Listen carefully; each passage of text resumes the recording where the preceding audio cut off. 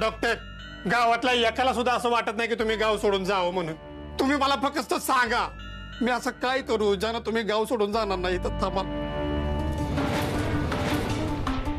ही कशाला आली इकडं आता?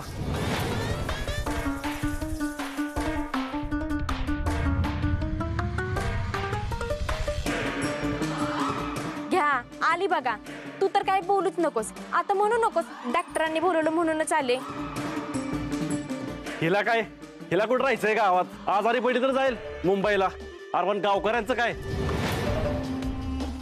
हिच्यामुळे या देव माणसाचा अपमान झालाय. नाहीतर काय, हिच्यामुळे डॉक्टर साहेब गाव सोडून निघालेत. डॉक्टर सारखा माणूस जर गाव सोडून गेला तर किती महागात पडेल आपल्याला. हो हो हो हो बरोबर. खरं थांबा, तुम्ही काही करू नका त्यांना. भले ते काल माझ्याशी कसेही वागले असतील, मी खरं तर कालच माफ केलंय त्यांना.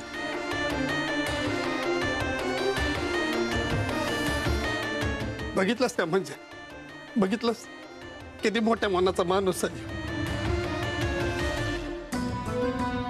उगाच नाही ह्यांना आम्ही देव माणूस म्हणत. तू जे वागलीस का नाही लय चुकीचं वागलीस. तू असं वागाय नव्हते पाहिजेस. लय मोठी चूक केलीस, म्हणजे लय मोठी चूक केलीस. डॉक्टर काल जे काय झालं ते सगळं विसरून जा. गावातल्या इथल्या लोकांना तुमची खरंच खूप गरज आहे. त्यामुळे हे गाव सोडून जाऊ नका.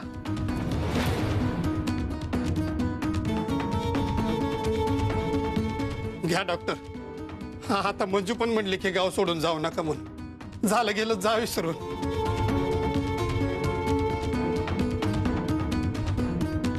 नका ना जाऊ गाव सोडून डॉक्टर.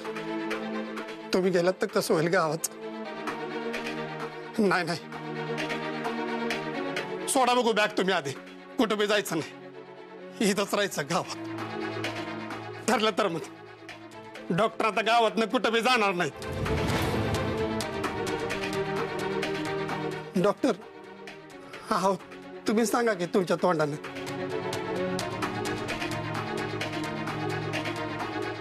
ठीक आहे, ज्या व्यक्तीसाठी मी गाव सोडून जाणार होतो ती व्यक्तीच मला इथे थांब म्हणते, मग तर थांबायलाच हवं. खरं तर तुमच्या सगळ्यांचं प्रेम बघून मी खूप भारावून गेलोय. मला खूप भरून आलंय. असो, मी तुमच्या प्रेमासाठी इथे थांबतो. तुमच्या सगळ्यांची सेवा करण्यासाठी इथे थांबतो. काय म्हणलं डॉक्टर? अरे डॉक्टर काय म्हणले बघ की. वहिनी बाबा मला काय करू सुधरण झालंय बघा. असं करतो बँड लावतो मी. बँड नाही तर डीजच लावतो. मला तर काय एवढा आनंद झालाय का नाही. 50,000ची कुस्ती मारल्या जेवढा आनंद होणार नाही का नाही त्याच्यापेक्षा डबल आनंद झालाय तुम्ही गावात राहणार म्हटल्यावर. काय करू? अरे हो, मला दिसतंय ते.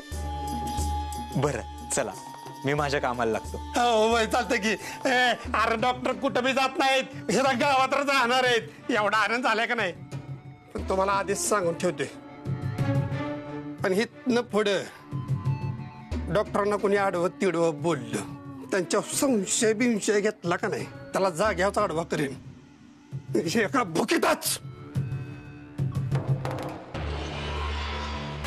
हे हो भला का नको. अरे बघत काय बसलाय, चला घरी. अरे हो हो.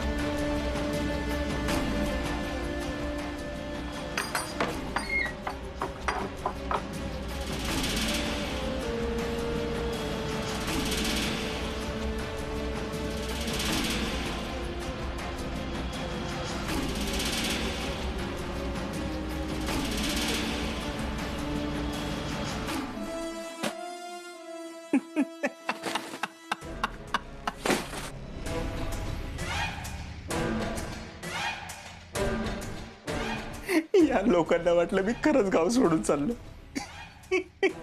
काय मूर्ख माणसं आहे ती. डोळे झाकून माझ्यावर विश्वास ठेवतात. देव माणूस आहे मी. देव माणूस.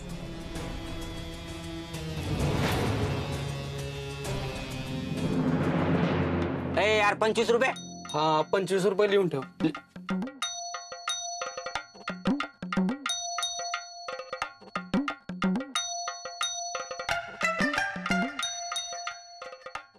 नाम्या 1 किलो मूग डाळ दे.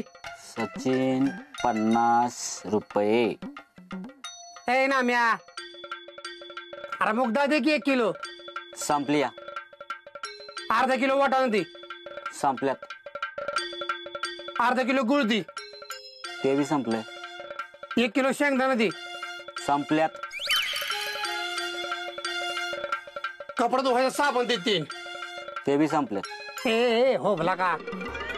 अरे तिकडे बघ की माग. तुझ्यासाठी नाही. ए मग माझ्यासाठी आहे तरी काय तुझ्या दुकानात. तुझ्यासाठी काय बी नाही. ए हो भला का. माझ्यासाठी काय नाही म्हणजे म्हणजे तू मंजूच्या बाजूने काय नाही रे बोलला. हा, आणि मला ना आज तुझी उधारी पण पाहिजे. अरे नाम्या अरे काय डोक्या बिका पडल्यास काय तू. मी कुठं आणू एवढा पैसा. ते मला काय माहित. मला माझी उधारी पाहिजे. आणि तुला लय पूळ का नाही का डॉक्टरांचा. जागे की सामान त्यांच्याकडनं. ए नाम्या अरे काय डोक्या बिक्या पडल्यास का काय तू. मंजूचा डॉक्टरांचा आणि ह्या सामानाची काय संबंध आहे. ते मला काय माहित नाही. तुझ्यामुळे मंजू एकटी पडलीये. आणि तुला काय गरज होती रे डॉक्टरांची बाजू घ्यायची. हा मग घेणारच ना. घेणारच बाजू. डॉक्टर देव माणूस आहेत. ते कधी बी काहीच चुकीचं बोलत नाहीत. डॉक्टर बोलले होते ना, मी जर खोटं बोलतोय असं वाटत असेल तर मंजूच्या घरात घुसून बघा कोणी पेशंट आहे का नाही म्हणून. मंजूने पण द्यायचं ना समध्यासनी घरात घुसून. नाही, समध्याच्या तोंडावर दार बंद केले. नाही माकडा, तुला तरी तिने कधी घरात घेतलंय का रे. एवढ्या तांगड्या तोडत तिला सायकलवर घेऊन जातोयस येतोयस. कधी घरात बसून चहा पाजलाय का तुला. हा ते मला नाही माहित. तू मंजूच्या बाजूने बोलला नाही एवढंच मला माहित आहे. आणि मला वचन दे की तू मंजूच्या बाजूने बोलायचं आणि तिला एकटं नाही पाडायचं. तरच मी तुला सामान देईन. ठीक आहे बाबा, ते बघू पुढचं पुढं. तू म्हणशील तसं करतो, पण आधी हे सामान दे बघू. आता कसं दे. इथं घरी सामान नाही नेलं तर बायको जेवाय द्यायचं नाही. लाटणं घेऊन लागल गावभर माझ्या माग.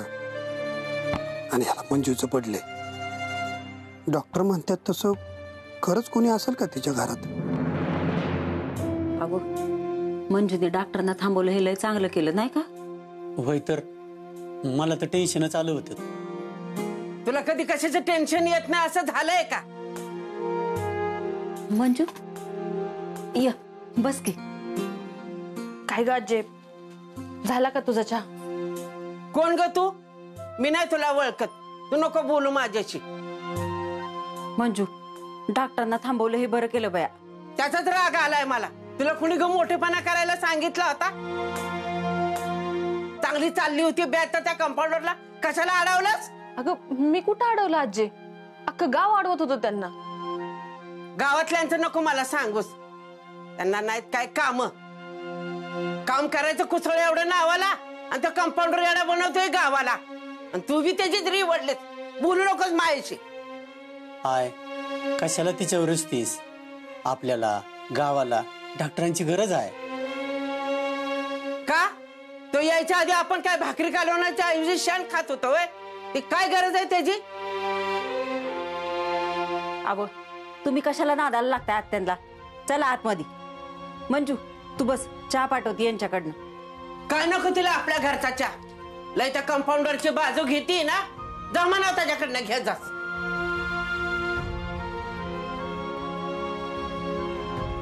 आजे माझ्यावरती लय रुसलीस वाटतं तू. रुसू नको तो काय करू.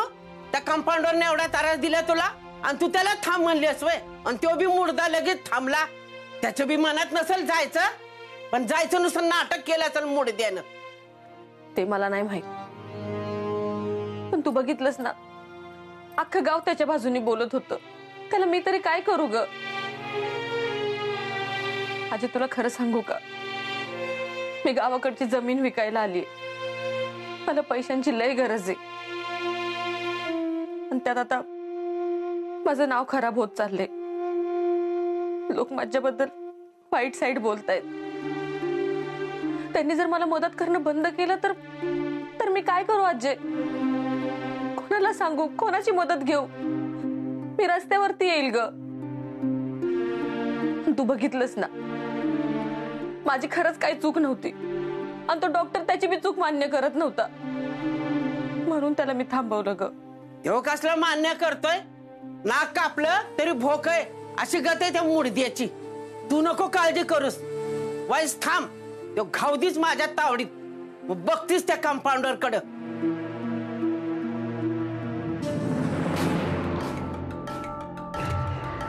वा वा वा डॉक्टर, तुम्ही तर सगळी गेमच पलटी केली. डिंपल, मला गेम पलटी करायला नाही तर जिंकायला आवडतं. पण ही गेम तुम्ही जिंकाल असं वाटत नाही मला. तू मूर्खपणा केलं नसतास तर गेम कधीच जिंकलो असतो मी. तुझ्यामुळे गावात इज्जत जाता जाता राहिली आहे माझी. गावातल्या लोकांनी मला वाड्यातून आणि गावातून कायम चाकलून दिलं असतं. तुला मी एकदा सांगितलं होतं ना, जोपर्यंत माझा फोन येत नाही तोपर्यंत मंजुळाला वाड्याच्या बाहेर पडून देऊ नको म्हणून. मैंने जानबूझ के नहीं किया डॉक्टर. मी किती अडवायचा प्रयत्न केला तरी बी ती गेली. त्याला मी काय करू? आणि मला बी कळलं नाही तिला एवढी कसली घाई झाली होती. तिच्या घरात जो पेशंट आहे त्याला गोळ्या द्यायची वेळ झाली असेल म्हणून गेली असेल. म्हणजे तुम्ही शोधलं बाई त्या पेशंटला? तू तिला इथं थोडा वेळ अडकून ठेवलं असतं ना तर मी पोचलो होतो त्याच्यापर्यंत. पण नाही, तुला काही काम सांगणं म्हणजे मूर्खपणाचं आहे. राहू द्या डॉक्टर, तुम्हाला बोलायला काय जातंय? मंजू दीदी जात होती तर तिला काही कोंडून ठेवायला पाहिजे होतं का? एक तर तुम्ही अचानक काम सांगता, ते कसं करायचं याचा विचार बी करून देत नाही, आणि ते फीस कटलं तर मग परत ओरडत बसता. डिंपल, एक काम करतेस का? तुझ्या मंजुताईकडे जा, तिच्याकडनं एक ताट, हळदी कुंकवाचा करंडा, तांदूळ, साखर आणि आरतीचा दिवा घेऊन ये. आता हे सामान कशाला पाहिजे तुम्हाला? तुझी आरती ओळीन म्हणतो मी. अपयशी यशाची पहिली पायरी असं म्हणतात.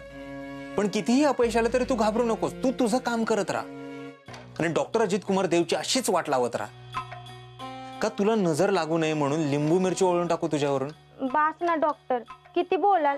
झाली ना चूक माझ्याकडनं, आता परत नाही होणार ही चूक.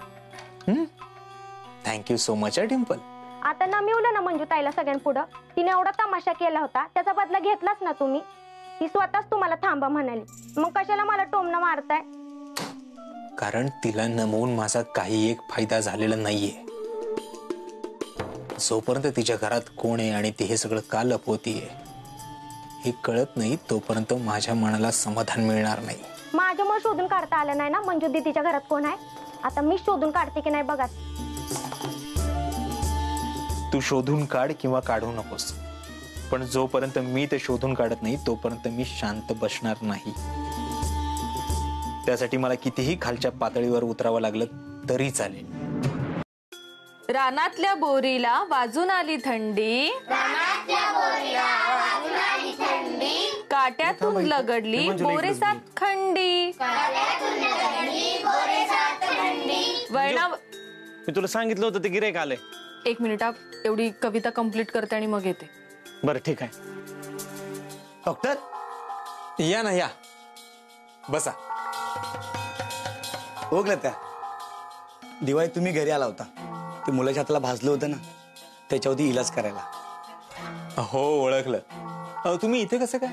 ते मंजुळाची जमीन विकत घेतोय ना, त्याचीच बोलणी करायला आलोय.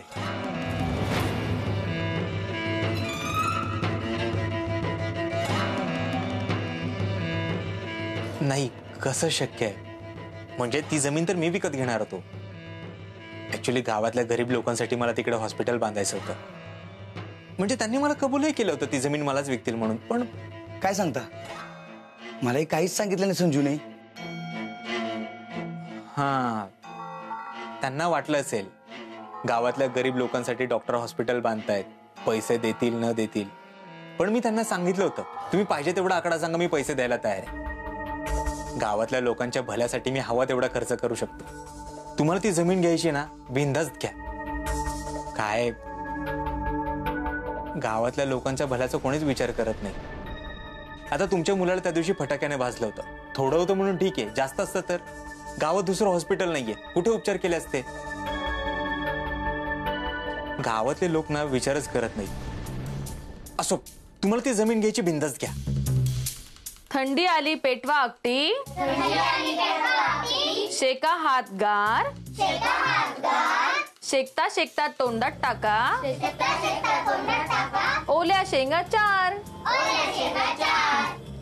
शुभंकर, यांच्याकडून एवढी कविता पाठ करून घे ना.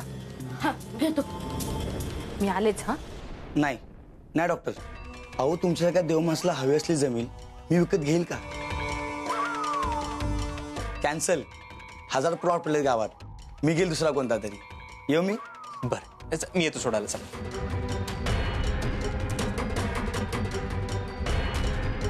नारायण शेठ, ही बघा ही मंजू, हिचा प्लॉट द्यायचा आहे. हा आपल्या किमतीला घ्यायला तयार आहे. नाही,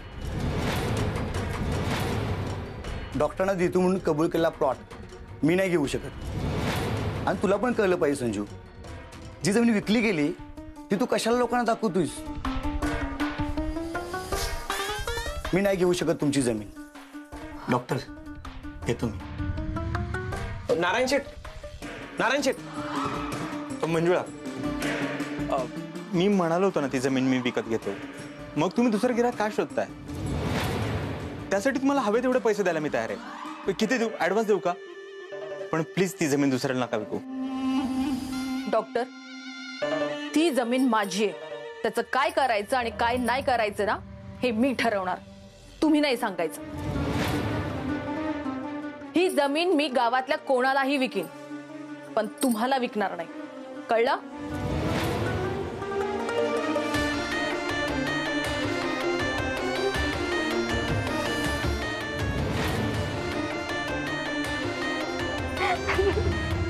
काय झालंय असायला?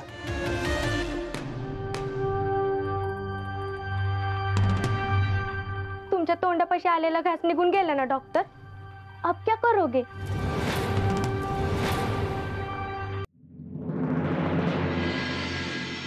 रवीने, अगं स्वयंपाक उरत की लवकर. करात उलटून गेल्यावर करणार आहेस का उपाशी ठेवायचा विचार आहे तुझा? नाही करती या. मला देवानं 10 हात नाहीत का दिलं? ती झाडू बी काढते, गोट्यातलं शान बी काढते आणि स्वयंपाक बी करते. अजून काय काम असतं तर ती पण सांगा, ती पण करते. रवीना वहिनी, काय ग, तुम्हाला बोलवलं दवाखान्यात डॉक्टरांनी? कशाला ग? ते काय मला माहित नाही, फक्त बोलवायला सांगितलंय. हा, त्या मुडद्याला जाऊन सांग, तिने सांजच्या आमच्या सुना बाहेर जात नाही. त्या मुडदा स्वतः शिरतू लोकांच्या घरात आमचं सगळं दागिनं खमाटलं त्या मेल्यानं, आणि आता काय शिल्लक राहिलंय ग म्हणून बोलिवलंय त्या मुडद्यानं. अहो आत्या, असल काहीतरी काम, मी जाऊन ना बघून येते. तर सरळ सांग की स्वयंपाक करायचा नाही, मला उपाशी मारायचंय म्हणून. तुम्हाला कशाला उपाशी मारतीया? सगळं सामान व्यवस्थित आहे की घरात? करा न खा की. हा, मी करते घरात काम आणि तू हिंड गावभर. तर बघा कोण बोलतं या. गावभर फिरायचं, त्या पाराव बसून गावातल्या माणसांच्या चाड्या करायच्या, त्याशिवाय तुम्हाला दुसरं काय काम आहे व? मला सांगते ती. लईच तोंड चालायला लागलंय हा तुझा आजकाल. थांब, बजाला येऊ दे, माहेरलाच धाडती का नाही बघ तुला. आता मीच गेले ना की माघारी येत नाही बघा. मी बरी जाऊन देईन तुला. अगं जणे आजी, माहेराला नको सोडू, पण किमान दवाखान्यात तरी सोड की. तर अशी बरी सोडीन. त्या मेल्याचा काय नाही भरवसा. त्या मंजूच्या घरात शिरला, उद्या माझ्या सुनेला काय केलं तर ते काय नाही, मी बी येणार संग. बर, तू पण चल. हा थांब, मी चुली घेऊन आले.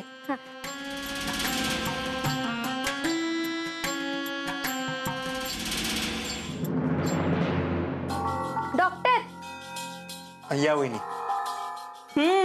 मी बी आली आहे म्हटलं. बसा ना. एवढ्या रातचं बोलवत्यात वे? त्या मंजूनं हाऊस फेडलेली फिटली नाही वाटतं अजून.